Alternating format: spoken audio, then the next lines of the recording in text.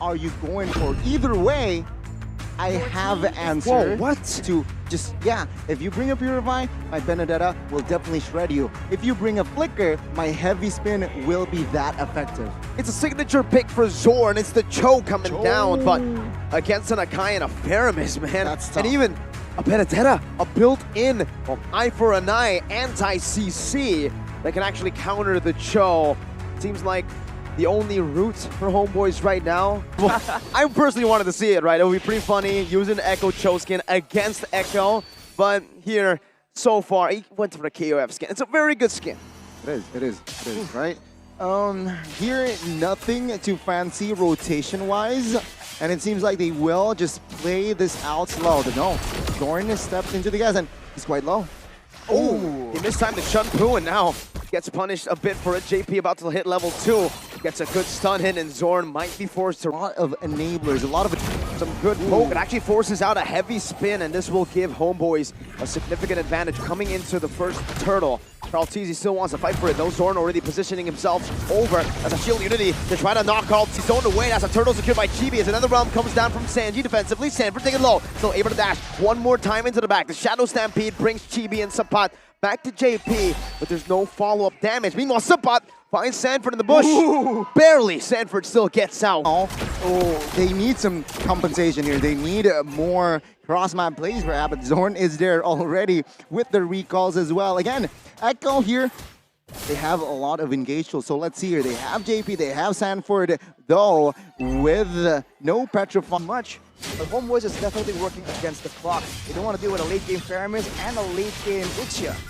As a dash, they know Sapat has already used the Bravest Spider.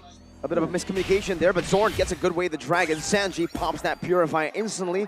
ZORNN with a little cheeky little emo there. Pops it in. And it's an all-even game here again. Going HOMEBOIS, JP looking for an angle perhaps, but his Echo,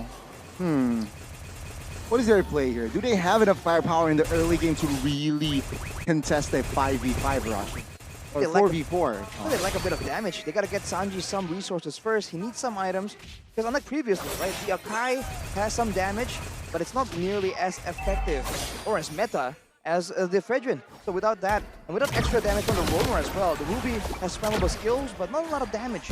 I think if they want to go into a fight too early. Okay, 4 minutes in now, and the turtle has spawned. Baksha and Akai, they're already in the vicinity, but HOMEBOIS now looking for a, perhaps a setup here. Carlteezy getting stunned up, Bravest Spider used up. Carlteezy down to half HP. GB doing some damage as well. Sanford trying to look for Warlord in the back, but ZORNN is still trying to cover for him. That's an eye for an eye used up, and Warlord falls to Sanford. What an assassin in the back, but now we'll get traded back in as HOMEBOIS secure the second turtle of the game. Echo, we're zoned away from the Newt. 1,000 gold already here. Established. Actually, yeah, Benny here on this Xia will not be able to play as aggressive as Rizal. ZORNN goes in, a good stop by Benny there with a second skill as JP rotates over. Looking for that I'm offended, finds it. ZORNN taken low, still able to evade for now with a full barrage. Goes in with a flicker as well. What? Good play by Benny Cutie to get a trade off of that turret. You have the flicker, I have the flicker, and ZORNN there miscalculates the sequence. And let's check the items here. Nothing too fancy, but of course here. Benedetta here, Fury Hammer in his hand. JP with his own round, Wolf King, now Sanford with the final blow to the back, finds Warlord again. And now Sapat even getting brought back to the team, but it's only just a kill. One trade is a very smart pick there from Echo to secure it first, and you can see the impact that Sanford brings to the table. I think you expect nothing less from Sanford himself, but now with the CHOU, they're spending so much time trying to take him out. There's a lot of attention taken away, but now ZORNN. Ooh, dodges from it. This is both the Chun Poo there, but he is able to find the way the dragon connects over to the back line. JP was stunned up, still able to run away for now, but Rizal is just chasing him down. Carlteezy forced to pop the heavy spin, and even the Nether Realm from Sanji. And look at the timing of these ultimates being burned out. HOMEBOIS have timed it for the neutral objective. This time the third turtle of the game, and Chibi has found all of the turtles so far. The third one should be going to Homeboys for free. Carlteasy has no heavy spin, and in the mid lane as well, they don't even have that mid pressure to control it. Homeboys complete 180 in game number 2. That was a perfect example of how you want to re-engage Echo, right? Zorn here again, being a constant So nuisance, annoying. and yeah, very annoying, and a purple buff invasion. Carlteasy was still able to find it with that retribution as Homeboys are forced back away from the jungle, but Chibi still wants to stay. Shield Unity threatening a dive, but with no minion wave in the mid lane, they'll have to opt out of that position. Man, Echo now just struggling because of the pressure that XORNN is exerting.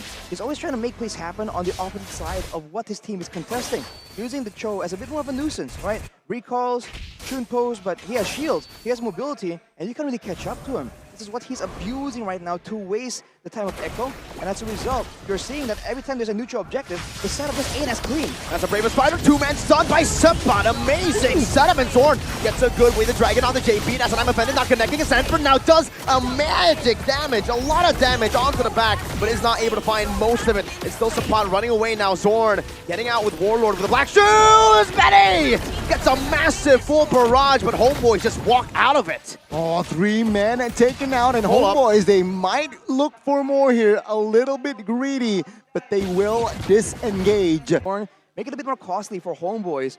I think he got stopped by like a spell just thrown out before the retreat. Look at the gold difference right here. It's the gold lane where the attention has been put. See, 2k gold lead for Ryzel. He's definitely having a lot more impact right here. But Benny, despite being having 2 kills, still behind, but still having a very real impact.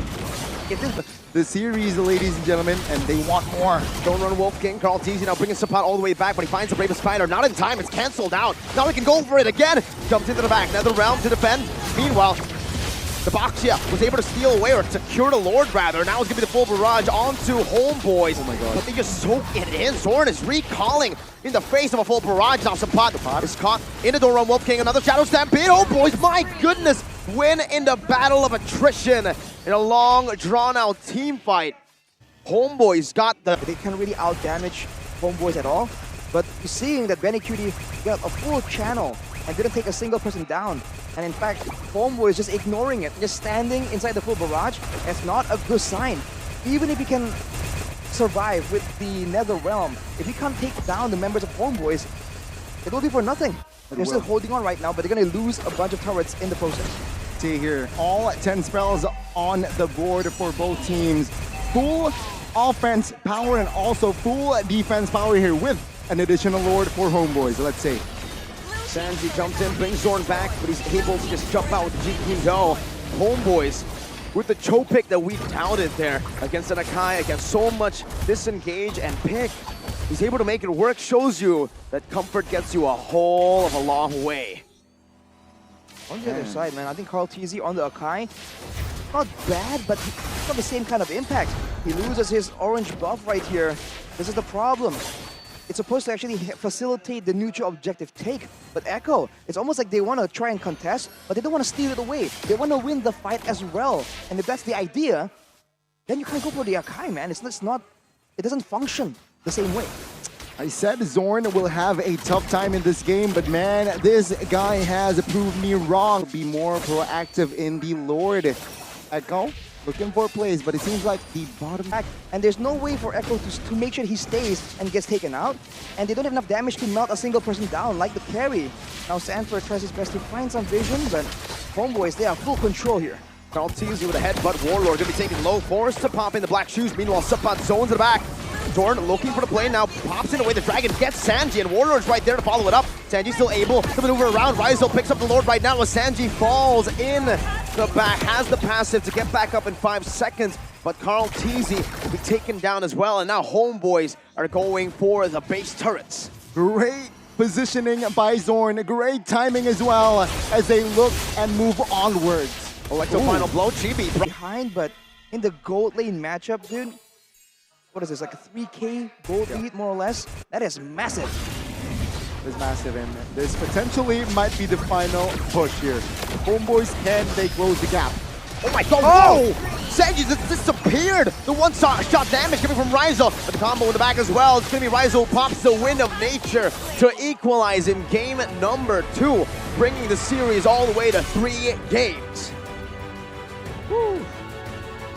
Homeboys, they were able to rise above their opponent, and that is Echo.